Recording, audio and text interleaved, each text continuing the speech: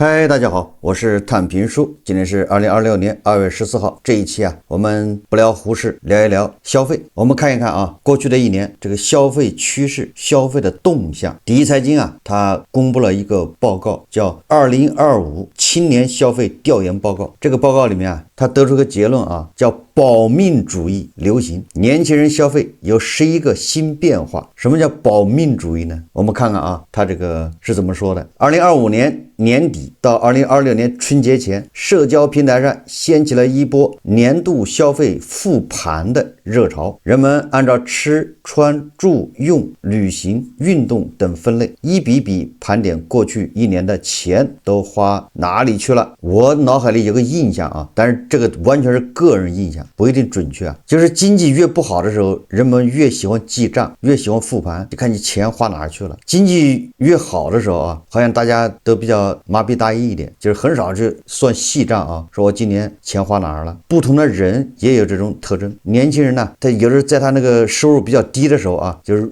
那种收支是那种紧平衡的时候，年轻人就倾向于记账，拿个小本儿。当然现在可能拿手机记我今天花了多少钱，明天花了多少钱都要记，对吧？但是等到他月薪5万的时候，他马上就不记了。我不知道大家有没有这个感觉或者这种印象。那言下之意就是年底网上流行大家在复盘，说我今年花了什么钱，也说明大家收入都不咋地。有人为了收集全套的拉布布和新兴人花了不少钱，有人支出的大头是出国旅行，还有人热衷于在外卖补贴大战中薅羊毛。每顿看着不多，但一年下来也是一笔不小的数目。这个我感觉他说的就是胡一静老师2块多钱买什么4个鸭脖还几个鸭翅，他也薅这个羊毛这正印证了那句叫越有钱越抠这些个体账单拼在一起，隐约勾勒出一篇2025年的消费图景。人们没有不买了，只是钱在流向，在变化。也就是说，大家该花钱还是花钱，但是只是花钱的方向跟往年不一样了，就这意思那大家的钱都花到哪里去了？消费时更看重什么？谁更能影响他们的消费？为了回答这些问题， DT 商业观察发起了2025青年消费调研，共有1871位受访者参加，其中男女比例接近1:1，00后、95后、90后合计占比近60%，覆盖1线到5线城市。那么根据这个调查呢得出了11点发现。他首先对这个调查做了一个概括，叫整体情况呢，40%人消费基本没变，95后消费意愿最强。在展开具体的消费发现之前先看一看整体情况。国家统计局数据显示2025年全年社会消费品零售总额50万亿元，同比增长3.7%，居民人均可支配收入43377元，实际同比增长5%。你看这点儿卡得多好，人均消费支出29476元，实际同比增长4.4%。调研数据也呈现出类似的基调，说人们的消费意愿没有消失，只是报复性消费热潮散去，人们进入了更平稳的消费节奏，就是消费还在，只是报复没有了，就这意思。2025年41.5%的受访者表示，消费支出与去年相比基本没有变化，34%的人花的比去年多，24.6%的人花的比去年少。值得注意的是，2025年选择基本没变化的占比最高，是近3年调研首次。在2023年和2024年，选择人数占比最多的都是消费增加，尤其是2023年，这一比例高达56.3%。也什么意思呢？这个无非就是想告诉我们这消费是一年比一年差。到了25年，说我们今年花钱比去年多的这人数远远的在下降了嘛。但在稳的大盘之下，不同人群的分化很明显。从年龄来看，95后的消费意愿最强，44%的人表示花的比去年多，消费净增长值就是那种叫比去年多减去比去年少的这人数达到了24.8个百分点，在所有年龄段中领跑。从95后到80后，年龄越大消费越谨慎，80后是唯一一个消费净增长值为负的人群。从城市来看，1线城市消费增长量最为突出，超40%人花的更多，新一线和4线城市紧随其后。而贯穿所有人群的一条规律是，消费变化和收入变化高度正相关。大家有钱就花，没钱就省。收入增加的人中，近2/3选择花的比去年多；收入减少的人中，超半数人选择比去年少。也就是说啊，你想刺激人家是够呛的，花的多花的少是跟收入正相关，对吧？你想让人家贷款消费也不现实。消费者的钱流向了哪里？他说我们把国家统计局2025年全年社零数据、不同行业的数据和调研数据结合来看，得到了一些有趣的发现。需要提前说明的是，调研数据反映的是消费者主观支出感知，统计局数据和行业数据反映的是市场、零售规模等宏观情况，将两者结合分析，可以帮助我们更全面的理解消费趋势。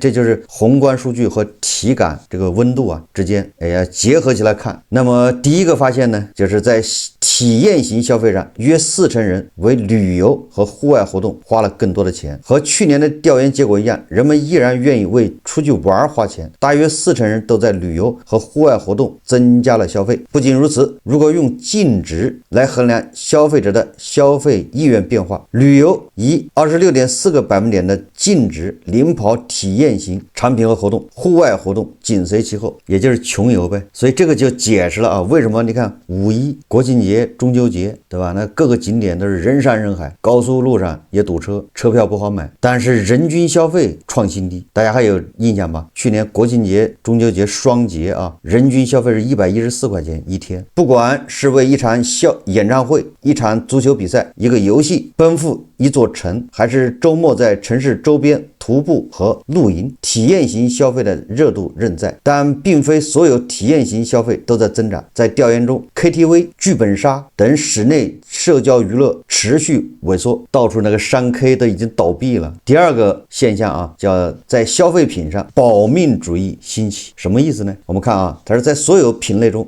食品饮料、服装、鞋子、包包、营养品、保健品是消费净增长值最高的 Top 3，对应的就是吃好、穿好，把身体养好，认真对待日常生活。值得关注的是，营养品和保健品全面崛起。在调研中，在各年龄段增加营养品和保健品消费的比例差距并不大，保健品不再是长辈的专属，也是年轻人的新刚需。电商数据也印证了这一点。2025年双11期间，天猫国际营养健康成交 Top 10中，深海鱼油独占5席，辅酶 Q10和氨糖原骨素紧随其后。不要说年轻人了就这些我25年也买了，24年都没买过，那是净增加，对吧？在社交平台上，不少年轻人讨论鱼油不只是降血脂，也可以抗炎；辅酶 Q10不仅护心，也可以帮助熬夜后回血，有助于老年人关节保养的氨糖原骨素，久坐办公的年轻打工人同样需要。这一点不光是咱们这儿也是个特点。其实我看了一个纪录片那韩国的年轻人更是大把的吃这些东西，这叫补剂是吧？应该叫补剂，各种补剂。韩国人他能熬夜熬完夜之后，为了第二天9点准时容光焕发、精神矍铄的到单位，他们就吃大量的补剂。完了之后，对吧？下班还又去健身，又去喝酒，又去熬夜。第三个特征就是美妆个户消费回暖，下沉市场成为增长动力，就是虽然经济不好，但是爱美之心，对吧？人皆有之在调研中，美妆个户品类的消费意愿虽然仍在垫底，但对比前2年的调研数据，已经迎来了转机。2023和2024年削减美妆个户开支的人群比例分别为 42% 和 37%， 而到了2025年，这一比例大幅降至 24.4%。与此同时，增加该品类开支的人群比例从 11% 一路上升了 24%。 宏观数据也释放出积极信号。国家统计局数据显示2025年全年化妆品类零售总额录得4653亿元，同比增长 5.1%， 一改2024年负的 1.1% 的下滑颓势。美妆消费回暖的信号在下沉市场更为明显。从调研来看，一线城市人群在美妆个户上的消费变少，占比高于消费变多，变少的是 27%， 变多的是 15%。3、4线城市则恰恰相反。从电商平台数据来看，3、4、5线城市的人群不仅会购买像韩束这样的极具性价比的美护产品，也会购买兰蔻、海之谜等高端护肤品。就像高盛曾在2025年初的研报指出，近40%的新增高端美妆用户来自3线以及以下城市，小镇贵妇扛起高端美妆消费的大旗正在成为趋势，实际上就是高端美护产品下沉。第4个是一线城市让 AI 当打工搭子，下沉市场让 AI 当聊天搭子。也就是说一线城市 AI 是工具，生产工具，下沉市场 AI 是娱乐工具。说调研中已经有40%受访者认为 AI 产品或服务付够费，但不同城市付费偏好拉出了2条截然不同的曲线。一线城市人群正努力把 AI 调教成自己的电子牛马，付费率最高的 Top 3分别是 AI 文本处理、办公效率辅助和多媒体创作，比如写周报、做 PPT、剪视频，能外包给 AI 的绝不自己干。下沉市场画风则不大一样，其他县级城市中为 AI 对话搜索的付费比例最高，4、5线城市对于社交、情感陪伴类 AI 的付费意愿比其他的城市要高。第5个现象把钱花在刀刃上，为商品的确定性买单。正如前面提到的保命主义，人们在挑选商品时也更看重商品本身的品质，质量好更健康。生活中急需是大家最愿意为之多花钱的3大刚需，选择比例都超过60%，而且对比2024年，质量和健康反超生活中的急需，也就是性价比呗。换句话说当下消费者花钱追求的不是惊喜或新鲜，而是确定性。正如看起来很酷或者最近很火，可以是加分项，但很难单独撬动钱包，只去追求极致的性价比你现在搞什么酷的、装的那些东西，消费者不会买单。值得注意的是，除了00后，其他各年龄段都更愿意为技术含量而非颜值付费，而且年龄越大，普遍越看重一件商品的投资价值。对于成年人来说购物不只是消费，也是理财。买了能用多久，折旧率如何，是否保值，这些务实的考量权重越来越高。那第6个呢，就是对自我投资型的消费需求超过享受型消费。健康养生、自我提升是消费者最愿意增加支出的前2项需求。这经济不行大家都在这么干，看看跟咱们平时节目里面说的一样投资自己，对吧？健身没事看看书，自我提升嘛。如今把钱花在对自己的长期投资上成了更重要的事，不管是身体机能的提升还是技能点的增加，都更具备长期价值。也就是无论你是你个人技能认知提高，还是你的身体本身提高，都是好事，都是值得的现在经济不好把有限的钱花在自己身上，就是这个趋势不过年龄差异很明显，00后是唯一把兴趣爱好和品质享受排在健康养生之前的群体，而从90后到80后，年龄越大，为兴趣爱好买单的比例越低，他更加关注身体所以说谷子经济的火热，正是年轻人更愿意为兴趣买单的一个缩影。调研显示64.5% 的受访者买过谷子或 IP 衍生品，越年轻越爱买，超过70%00后有过谷子消费的经历，比例在所有年龄段中最高。第7个现象就是一半人更相信身边人的推荐，相信 AI 推荐的比例超过明星代言。为了能买到好用有效的产品，人们也会批量收集各种讨论反馈，在一次次做功课、下单、踩坑的经历中，大家信任的信息来源发生了改变。调研中说，越像真实个体的分享排名越靠前，越有推销感的信息排名越靠后。这个大家经常刷社交媒体有这个感觉如果那个广告做的特生硬，一看是广告立马你就划过去了。如果他这个广告做的比较软文，或者是那种更像是个人体验，你不知不觉就看进去了。在影响消费决策信息来源中，身边人的推荐排名靠第一其次是素人分享、博主测评、买家秀和兴趣社群。尤其是在一线城市，67%的人相信身边人的推荐，也就是还是一个是相信身边人，第二个身边人应该是用过的吧。亲测有效。真实个体的分享往往是使用后的真实记录，广告嫌疑低，自己也能判断它的情况是否适合自己。一个值得注意的现象是选择信任 AI 推荐的比例已经超过了明星代言，这对明星来说不是好事这明星以后代言费恐怕就直线下降了。第8个是国货的优势不止性价比，人们对华为等国货品牌的好感度断层领先。他给出的理由是什么呢？是价格更友好，本土化创新更多，需求拿捏更准。但是在这个美妆个护这一块认识国际品牌的优势领域。第9个现象是下沉市场更倾向国货，一线城市人群保持观望。他给出来的理由是一线城市信息充分，选择丰富，消费者更在意这个产品到底行不行，因此更容易处于观望和比较状态，不站队只比货。下沉市场则不同，由于渠道没那么丰富，所以如果信息一旦通过抖音等平台打透，会更容易向消费者建立品牌认知，提高转化率。它是第11个特点说的是高县级城市更爱逛新零售，4、5线人群更爱零食集合店和饮品店。在1线、新1线和2线城市，盒马、奥乐奇、山姆等新零售业态最受欢迎。1线城市的消费者还格外青睐好特卖这类折扣店，他们既愿意为品质买单，也要精打细算。下沉市场的线下消费则呈现另一种面貌，3、4、5线城市的消费者更爱逛零食集合店和饮品店，这种分化背后是供给需求双向匹配。这个比较简单因为这个盒马呀、山姆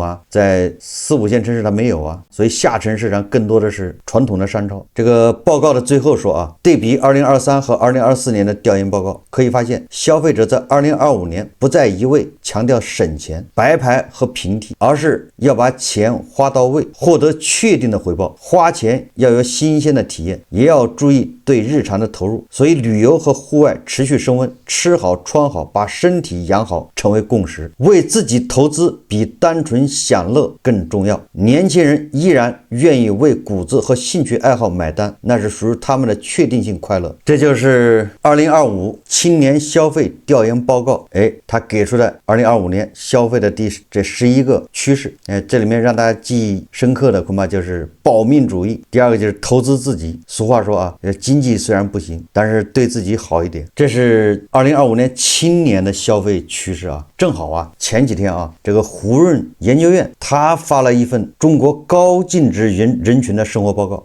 高净值呢就是有钱人或者叫相对有钱人，他们的消费是什么样子呢？这是胡润报告当然我们就看他这个主要的结论部分你看他的报告挺长的。这受访的人群平均家庭资产6100万元人民币，平均年龄36岁，男女占比接近持平。从这个时间分配来看，有钱人也在卷，平均每年增加了2.2天的工作时长，就25年比24年有钱人上班时间也长了，同时减少了3天的假期休息，每天平均睡眠6.7小时，也就是有钱人也不容易25年更卷更累。说主要信息获取平台前3名是小红书68%，抖音48%，视频号32%，最常用的 AI 产品则是免费的 DeepSeek。我估摸着这一项恐怕就是你只能在这几项里面选，是吧？它的选择范围做了限定。不过按年龄来分的话，25岁以下最常用的是 ChatGPT，30到45岁都是用 DeepSeek， 反而45岁以上的首选豆包。在花钱方面那跟年轻人是一样跟刚才那个报告差不多。旅游58%，健康41%，是2大增加项。也就是说高净值用户有钱人2025年也是在旅游和健康这一块加大了消费，而奢侈品、送礼、收藏全部减少，就下降了。奢侈品这块下降33%，送礼这块下降18%，收藏下降13%。说简单一点就是有钱人也不想为这些虚头巴脑的东西花钱。你说收藏这玩意，还有这个送礼、奢侈品，不都是虚头巴脑的吗？还有雇佣专职司机的人变少了，选择打车的人则大幅增加，网约车是主流。你看看啊，有钱人出门也选择打车了，养司机不愿意了，雇佣专职司机的人减少了17%，打车的人增加了14%，就是有钱人出门也选择打车。所以我们有很多网友，对吧，动不动想买车代步，其实你仔细想一想啊，打车是最合算的。当然了，除非是特别的地方，有的农村地区或者城市郊区啊，打车不好打。如果你就在市区的话啊，现在买车已经不是必选，连有钱人都打车。未来2年不考虑购车的人变多，对 BBA 热情下降，就是对奔驰、宝马、奥迪啊热情下降。这个有钱人啊，人生偶像首选父母，往后则是马斯克、马云、巴菲特、雷军、段永平、乔布斯。我觉得这个好理解啊，这个就是咱们中国人叫祖先崇拜，因为他调研的这些人十有八九都是富二代啊，他那个财富啊恐怕都是从上一辈人那里继承来的。那你不崇拜你父母，你崇拜谁呢？你现在现有的这一切都不是自己打拼来的啊，都是父母，对吧，传承给他的啊，占一定的比例，对吧？也就是他们都是二代，如果他们是创一代，那就不一样了，是吧？平均每人婚前交过5个男朋友或女朋友，财富值越高，这个数字越高。那这个就比较好理解了，对吧？你看一看那个王思聪，在运动方面，选择户外和待在家里是唯二增长的，去健身房、俱乐部、工作室、球场的这些运动都在下降。你看看啊，就是有钱人也注重健身，但是你看，要么就是户外，要么是待在家里健身。大部分人66%的人不考虑移民，在考虑移民的人里，选择美国的排在第一啊，占24%，而新加坡则成了最大的输家，只有11%，相比去年暴跌10%。最喜欢的奢侈品品牌方面，前3名依然是 LV、香奈儿、爱马仕。说今年 LV 重回榜首，打破了香奈儿蝉联4年第一的记录。你看啊，这是胡润啊总结的中国高净值人群的这个2025年消费习惯啊，人均是6100万元。所以通过这个胡润的研究院啊，他这报告和刚才的2025青年消费调研报告，得出的共同的特点就是，不管有钱人还是没钱人，不管年纪大还是年纪小，大家在身体这块更加注重健康啊，所以运动健身，保命主义啊。2025年富人相比较24年也卷了很多，对吧？也务实了很多，所以总体上可以看出这个经济形势啊，看来看去啊，消费这一块你很难让它增长，不管有钱人还是普通的4线城市小青年，大家这钱是不会乱花的。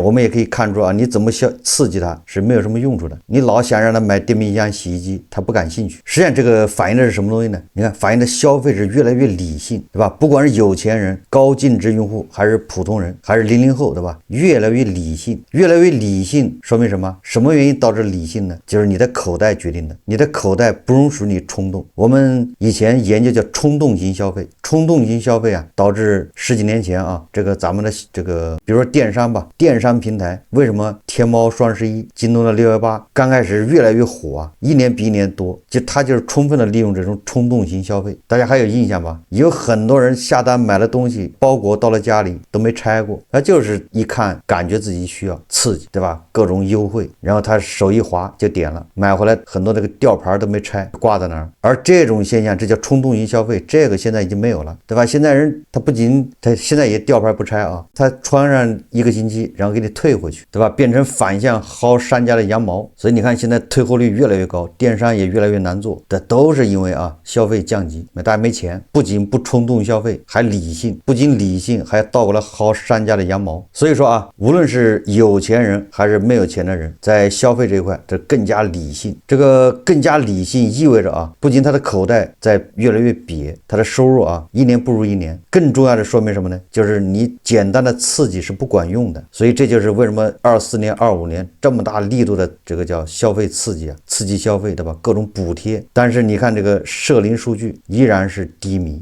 这从这儿就可以看到啊，问题出在哪儿。另外一个啊，我们这个消费刺激啊，它的出发点，它不是从消费者这儿出发，它是从生产端出发，对吧？比如说新能源汽车卖不掉，它就刺激卖新能源汽车，对吧？以旧换新啊。比如家电滞销，它就刺激家电。不管你消费者要不要，你需不需要这东西，他不管，反正他玩命的刺激这个。这实际上他这个施政的这种角度啊，它是从生产端出发的，它不是从消费端。哎，说消费者需要什么？哎，你喜欢健身是吧？那我在健身器材、健身运动、健身服务这一块给你刺激，给你提供什么优惠券？哎，它不是的，所以它本质上还是从生产端考虑问题，不是从消费端。这就是你就发现它怎么刺激没什么用。好，这期节目咱们就聊到这里，感谢大家收看。如果喜欢我的节目，欢迎订阅、转发，也可以在下方留言评论。谢谢大家。